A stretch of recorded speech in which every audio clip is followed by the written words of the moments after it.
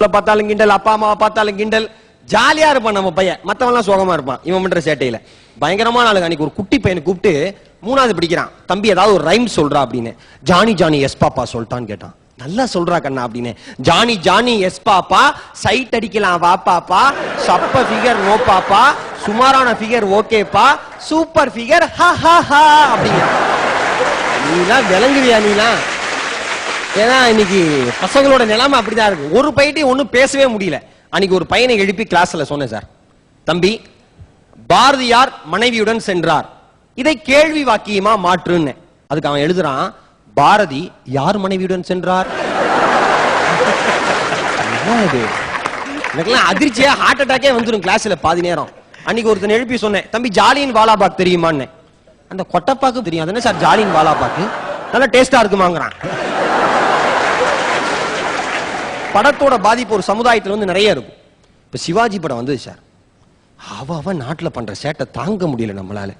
சத்ரபதி சிவாஜி பத்தி எனக்கு பாடம் எடுத்துட்டு, தம்பி இந்த சத்ரபதி சிவாஜியோட அம்மா அப்பா யாருன்னு கேட்டேன். வடிவுக்கரசி மணிவண்ணங்கிறான். இன்னொருத்த நல்லா படிக்கிறப்ப ஏன்டா ஃபெயில் ஆயிருக்கேன், நல்லா படிப்பிட ஏன்டா ஃபெயில் ஆன என்ன? ஏன் சார் வருத்தப்படுறீங்க? வாங்க எங்க வீட்டுக்கு வாங்க, பழகுங்க சார், பழகுங்க, 2 நாள் பழகுங்க, பிடிச்சிருந்தா பாஸ் மார்க் போடுங்க, இல்லைன்னா டாஸ் மார்க்கு அனுப்புங்க. என்ன ஒன்னும் சொல்ல முடியல சார். அன்னைக்கு நான் இன்னொரு பையன் 8 மார்க் எடுத்துட்டு, சார் 8 மார்க் சார் அப்படின்னு அடிச்சுனா தெரியுமா? 80 மார்க் டபுள் டிஜிட்ல எடுத்திருக்கான். நீ என்னடா 8 மார்க் எடுத்துட்டு பெருமைங்கிறான். சார் பண்ணீங்க தான் டபுள் டிஜிட்ல வாங்கும், சிங்கிள் டிஜிட்ல வாங்குங்கிறான். சிங்கிள் டிஜிட்ல வாங்குமா? எடுத்ததுக்கு இவனுக்கு காரணம் வேற பாருங்க. எப்படியாவது யோசிச்சு எதையாவது கோத்து விட்டுறான் நம்மால். அன்னைக்கு ஒரு பையனை கூப்பிட்டு கேட்டேன், எல்லாம் சிவாஜிங்கிறாங்களே தம்பி, ரஜினியோட சிவாஜி படம் பாத்தியான்னு. ரஜினியோட பார்க்கல சார், தனியா தான் பார்த்தேன். ஒன்னும் சொல்ல முடியல சார். பசங்களை விட்டுட்டு நம்ம வீட்டுக்கு வந்துட்டோம் வச்சுங்களேன், குடும்பத்தில் இருக்கிற நகைச்சுவை மாதிரி மதன் பாப் சார், சிட்டி பாப் சார் நாங்க பேசுறப்ப நடுவில் ஜோக் சொன்னாங்கன்னா குடும்பம் சார்ந்த நிறைய விஷயங்கள் இருக்கும். ஏன்னா குடும்பத்துல தான் வந்து நிறைய நகைச்சுவை களங்களே இருக்கு. ஒன்னும் சொல்லவே முடியாது. ஜட்ஜி கேட்டிருக்காரு ஒரு ஆள்கிட்ட, அந்த ஆள் மனைவி வந்து விஷம் வச்சு கொள்ள பார்த்திருக்கான். ஜட்ஜி கேட்டிருக்காரு, டேய் ஏன்டா அவன் பொண்டாட்டியை விஷம் வச்சு கொள்ள பார்த்த? அவன் மட்டும் என்ன ரசம் வச்சு கொள்ள பார்த்தா? சில பொம்பளைங்க அவ்வளவு கொடுமையா சமைக்குது வீட்டுல. ஆம்பளையால் படுற அவஸ்தையெல்லாம் தாங்க முடியாது சில வீட்டுல எல்லாம். ஒரு புருஷன் கேட்டிருக்கான் பொண்டாட்டிட்ட, ஏண்டி கோமதி நான் செத்து போயிட்டா நீ என்னடி பண்ணுவ அப்படின்னு இருக்கான். இவ சொல்லியிருக்கா, நான் என் தங்கச்சியோட இருந்துக்குவேங்க அப்படின்னு இருக்கா. இவ கேட்டிருக்கா மறுபடியும் புருஷனை பார்த்து, நான் செத்து போயிட்டா நீங்க என்ன பண்ணுவீங்க அப்படின்னு. இவன் சொல்லியிருக்கான், நானும் தங்கச்சியோட இருந்துக்கொண்டி. பயங்கரமான ஆள் சார். இப்படியே சில பேர் தெரியுமா நம்ம நாட்டுல விளங்காம போறதுனே சில பேர் தெரியுமா. ஒருத்தர் என் ஃப்ரெண்டு சொன்னாரு, என் பொண்டாட்டி தொட்டதுக்கெல்லாம் கோச்சுக்கிறா மகேஷ் அப்படின்னாரு. அப்படி என்ன தொட்டீங்க? என்ன அவ தங்கச்சிய கொஞ்சுவாளா அப்படின்னா 2 பேர் பேசிட்டு இருந்தான். என் பொண்டாட்டி எது செஞ்சாலும் வந்து என்ன செஞ்சாலும் குறுக்க நிக்கிறா அப்படின்னு இருக்காரு ஒருத்தர். அதுக்கு இன்னொருத்தன் சொல்லியிருக்கான், பேசாம லாரி ஓட்டி பாருங்களேன், குறுக்க நிக்கிறானான்னு பாப்போம் அப்படின்னு. சில பேர் முட்டாள்தனமா சில காரியம் செய்வான். ஒருத்தர் வந்து என்கிட்ட சொன்னாரு, மகேஷ் நேற்று ராத்திரி எங்க வீட்டுக்குள்ள பூந்து திருட எல்லாத்தையும் திருடிவிட்டான் அப்படின்னாரு. என்ன நீங்க தான் துப்பாக்கி வச்சிருக்கீங்களே, பயன்படுத்திருக்கலாம்ல அப்படின்னு. நல்ல வேளை அதை ஒளிச்சு வச்சுட்டேன், இல்லைன்னா அதையும் எடுத்துருப்பான்னா. விளங்குவானா? துப்பாக்கி ஒளிச்சு வைக்கிறதுக்காக வச்சிருக்கேன் நீ. இந்த மாதிரி விளங்காம போறதுக்கு நாட்டுல நிறைய ஆட்கள் இருக்காங்க.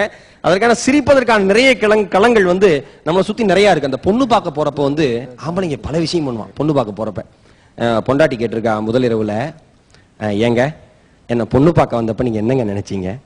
இவன் சொல்லியிருக்கான், தப்பு பண்ணிட்டோமோன்னு நினைச்சேன், அன்னைக்கு பண்ண தப்பு இன்னும் தொடர்ந்துகிட்டு இருக்குன்னு இருக்கான். ஒருத்தர் வந்து என்கிட்ட சொன்னார், ஒரே ஒரு பத்திரிகையினால என்னோட லைஃபே வீணா போச்சுன்னாரு. அப்படி என்ன பத்திரிகை அப்படின்னு? என்னோட கல்யாண பத்திரிகை. என்னைக்கு அதை அடிச்சாங்களோ அன்னிலிருந்து இளவு எனக்கு ஸ்டார்ட் ஆயிருச்சு அப்படின்னா. பயங்கரமா ஆளுங்க. ஒருத்தர் சொன்னாரு, மகேஷ் நீ வந்து கல்யாணம் ஆகல, உனக்கு வந்து அனுபவம் கம்மி, காதலி தர கிக்குக்கும் மனைவி தர கிக்குக்கும் என்ன வித்தியாசம் அப்படின்னாரு. தெரியல என்ன அப்படின்னு. அதுக்கு அவர் சொன்னாரு, காதலி கண்ணால தருவா, மனைவி காலால தருவான்னாரு. ஏகப்பட்ட அடிபட்டு இருப்பான் போல இருக்கு. ஒருத்தர் சொன்னார், பயங்கரமான பிசினஸ் மேன், அவர் சொன்னார், மகேஷ் எனக்கு பிசினஸ்னா உயிர் மாதிரி, என் பொண்டாட்டி மாதிரி என்னோட பிசினஸ் அப்படின்னாரு. அவ்வளவு லவ் பண்றீங்களான்னு கேட்டேன். இல்ல அவ்வளவு அடி வாங்கியிருக்கேன். அவன் வேதனை அவனுக்கு. இந்த மாதிரி நிறைய சிரிங்க. சிரிக்கிற மனிதன் தான் சிறந்த மனிதன். நான் முதலே சொன்ன மாதிரி நல்லா சிரிங்க. வாழ்க்கையில நம்பிக்கை, தன்னம்பிக்கை அப்படிங்கிற ஒரே ஒரு விஷயம் இருந்துருச்சுன்னா எப்பேற்பட்ட செயலையும் நம்மளால செய்து முடிச்சிட முடியும். 1953ஆம் ஆண்டு மே மாசம் 23ஆம் தேதி எட்மண்ட் ஹிலாரி எவரெஸ்டுடைய சிகரத்தை அடைஞ்சார். அவர் அதுக்கு முன்னாடி பல முறை முயற்சி பண்ணி தோல்வி அடைஞ்சிட்டார். 1952 வருஷத்துல அவர் என்கரேஜ் பண்றதுக்கு, அவருடைய ஊக்குவிக்கும் விதமாக ஒரு கூட்டம் நடத்தினாங்க.